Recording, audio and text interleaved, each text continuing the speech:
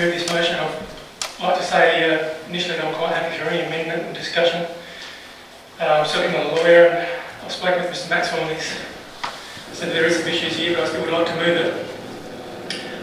The cap of $2,500 be immediately applied to legal expenses incurred on behalf of this council with respect to each individual event or situation on which legal advice is sought and for which council is financially responsible. That in the event that the cap of $2,500 is expended, a written report be tabled at the next council meeting, outlining the background and detail of the matter concerned, providing a copy of the legal advice that has already been obtained and the cost associated with that advice, outlining the reasons for and potential benefit of expending additional funds on the matter, estimating the cost of additional legal advice sought, and providing an estimated time frame for the matter to be brought to a conclusion. The reason that I would like to move this motion is partly in relation to the information that we received today about the from Campbell Lawyers and the property there on High Marsh Road. As well, currently the council or elected members have no idea at all what council spends on legal fees. And I just think that we should have a little bit of accountability to that. And outlining the background information is very important. And providing a copy of the legal advice obtains so that it can help council make decisions, and outlining the benefits and the advantages for that. I don't know what that is, but it's not there. So, no. I would like to move that motion, and I'm happy for any discussion. Thank you. Thank you. Can I have a second? Councillor Charles? Comment? Yes, I'd like to comment. This is not something unique. This is what Burnside Council have done. We only have to look at or imagine, and I know that Councillor Andrews has asked, and I have asked questions, and we realise now they have to be motions in future. We've asked questions such as how much has council spent on legal advice since we all took office, and we haven't had an answer on that. We know that it can be extremely expensive, and we would like to know just precisely what is being traced and what's being done. We deserve to have a report. We are the directors of this operation here, and we are responsible. It's correct for us to have a copy of the legal advice that's been gained, and whether it's confidential or whether it's open for us to discuss, that's fine, but we need to know in a confidential way. We need to know the reasons why people are being pursued, and we need to be able to call a stop to it before it gets out of control. Now, we only have to look at the Batchford situation and how long that's gone on. And I know we do have to defend, but we need to be party to know exactly whether we should keep on approving and going on with whatever goes on. Now, we look like we're going to be spending a fair bit of money on this 74 High Marsh Road, which looks like it's been a big error. A very big error, and we're probably going to have 3 lots of solicitors involved. There'll be Mr Bradford, I think his name is, up there. There'll be the council solicitors, and there'll be the solicitors engaged on behalf of the residents of Victor Harbour. So it's going to be very interesting. So this is why I want to support this motion. Thank you. Yes, Councillor Marshall. I'm just wondering if the mover and seconder would like to add a couple of words onto the second dot point. It says here, providing a copy of the legal advice that has already been obtained. I'd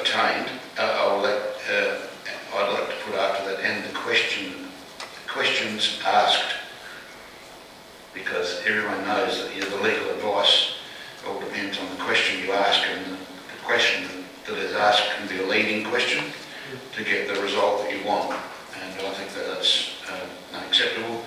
Look, I'll support this too. I think because having been on the receiving end of a knife in the back and having a lawyer come all the way down here from Adelaide, cost of about $4,000 or $5,000, I believe, to sit in and help with the boot going, sitting in. I think that was unacceptable, and most of the public are horrified by the fact that that happened. So if we can have lawyers, don't bring them down after hours from Adelaide in their Mercedes, because that is just an unacceptable cost to the ratepayers. So I would be more than happy to support this. I think it's an excellent idea. And also you have to ask the question, are there any matters that can be dealt with by local law firms instead of us bringing someone down from Adelaide? Thank you. Before we go any further, we need to check the mover and seconder for those changes. I think they're absolutely correct, because it's what you ask sometimes, very much so. There's a broad spectrum. We have an example when it comes to recording council meetings.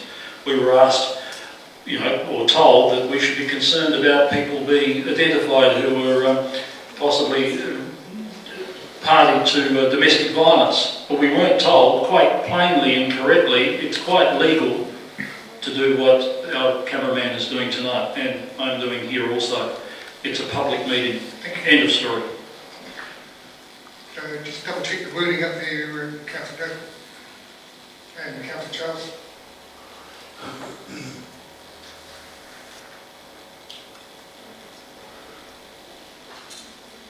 Councillor Charles, Councillor Andrews? Yes, look, I think the intent of these dot points is very good. However, from my perspective, I look at it and I believe that we need to vote, if we're going to vote on these, for each one of those dot points. Because outline the background and detail of the matter concerned, very good. Provide a copy of the legal advice that has already been obtained and the costs associated with that advice, very good. But then we're getting into a very iffy, if you can say, use that matter, because estimate the cost of additional legal advice sought. Well, it can go on forever, and it has in the past. So, although I believe in the intent, and I will say I'm happy to go along with the first two, the third, fourth and fifth, that leaves a very big doubt in my mind, and I wouldn't be voting for those three. And so therefore I'd ask the mover and the seconder to maybe bring those points into 1, 2, 3, 4 and 5.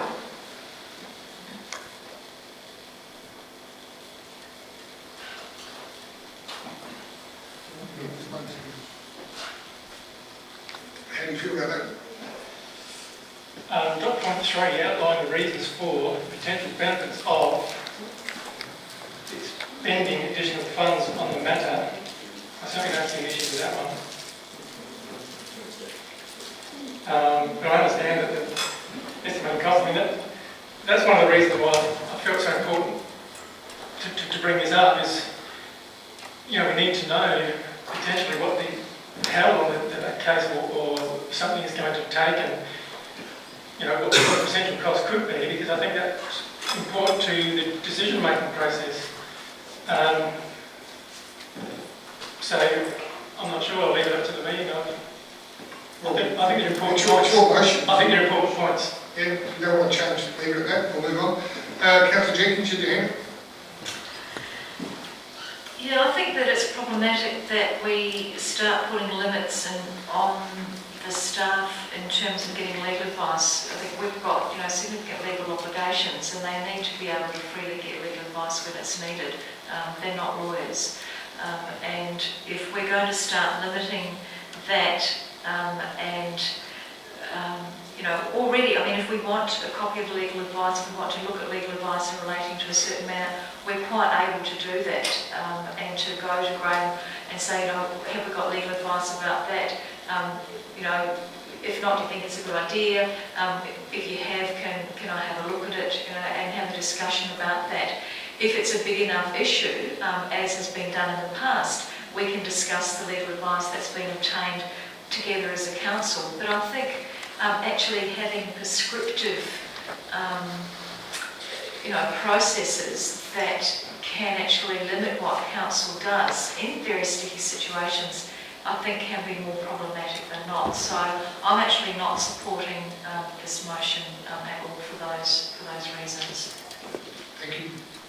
Yes, Councillor Schofield. Look, I can understand the reasoning behind it, and I think it is good, but to have a cap, I think it's really restrictive in the way that we would be able to act on different issues. I mean, if we ring, say, tomorrow morning we receive an account from a solicitor for $2,450, and then it's going to go on to court, do we then say, look, sorry, it's another 4 weeks before we have a council meeting, or we've got to call a special council meeting to then approve that we're going to spend more money in the courts, and the courts don't work that way. So look, I understand where you're coming from with it, but the cap, no, I don't think the cap's a good idea. Thank you. Any other comments? Yes, Councillor Holmes. I have to say on this matter, I support the statements made by Councillor Jenkins and Councillor Schofield.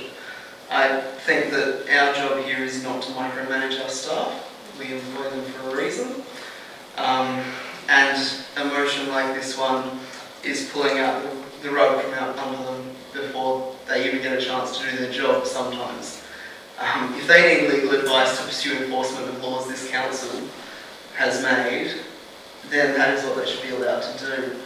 Otherwise, there's no point introducing regulations or bylaws in the first place. That's just my opinion.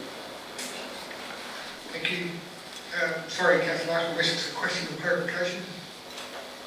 Well, no, not really. I mean, I just think that Councillor Andrew is just basically said this thing, legal advice could go on forever, and that's exactly what the point is about all this. We don't want legal advice to go on forever. We don't want lawyers coming down here from Adelaide after hours in their Mercedes to fight trivial little arguments. I think that's ridiculous, and so I'll be supporting it. And if it works at Burnside, it should work here. You really have a statement. Thank you very much. Before we go to vote, I'll ask our CEO to comment, because obviously going to pick his delegation. Thanks, Your Worship, and I'm not aware of the Burnside situation. We'll certainly make inquiries to see what their arrangements are there. I'd be very surprised if they did have a cap, but I could be wrong. I was asked about this matter 20 minutes before the meeting, so I haven't had time to give it full due consideration. But essentially what it would do would tie the hands of staff being able to carry out their roles and responsibilities and functions for council. There's been too much focus by elected members on legal action for civil law, civil type purposes. However, we seek legal advice for a whole range of things like leases, licences, development, bylaws, contracts and agreements. We spend a fair bit of time in the ERD court. We have code of conduct matters we talked about earlier, formal complaints that we deal with, native title. We need to be able to be responsive to all of those sorts of circumstances. We need to be able to provide timely advice. In fact, I think earlier tonight someone said that we should get 2 legal opinions with regard to meeting procedures and how we adopt the minutes. We've had ERD court appeal processes which may sometimes be resolved in a conference. They may also go through to a full hearing and might involve 5 or 6 appearances in the ERD court. Now, we can't advise council at the beginning of that process whether it's going to be 1, 2, 3, 4, 5 or 6 court appearances before that matter is resolved. And we can't say to the ERD court, well, we can't come tomorrow because the council hasn't yet approved the funding that we require for the legal advice and legal representation in court. So I think it is problematic, Mary. The other issue is that we don't get we only get our legal bills once a month. So it'll be only once a month that we find out at what stage we're at with any accumulated costs associated with the matter. So we may have already exceeded your $2,500 limit before we get the bill. Elected members do have the ability to seek advice or seek information from council about individual matters. You are provided with the advice. You undertake full budget reviews each year, and the legal lines are very well documented in your budget statements. And if you want clarification on the detail within those budget lines, we're quite happy for you to ask. Another circumstance where we would have had no hope of telling you what the final or expected legal cost would be is native title.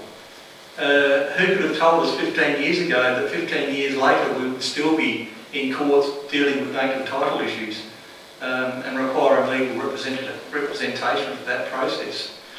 So as I said, I think there are a lot of considerations here, and that unfortunately, as I said, with a short notice, I haven't had time to consider or discuss these with staff, but based on what I've provided so far, I can see that capping is problematic. Certainly the other issues are legitimate to ask for, and we're quite willing to provide the information you've requested. But capping legal advice, as I said, would be problematic. Thank you. Councillor Clinton, do you want to close the debate? Thank you. The only thing I would say is that the cap of $2,500, I mean, that was just a figure that I've got no idea of legal expenses. I mean, that could be changed. As I said before, I move the motion. I'm quite happy to change things. The intent is just to keep track of things and try and cut back a little bit on some of these things and try and nip things to the bud before it gets out of hand.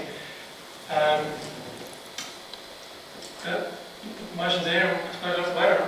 Thank you. Thank you. That closes the debate. All those in favour of the motion? And those against?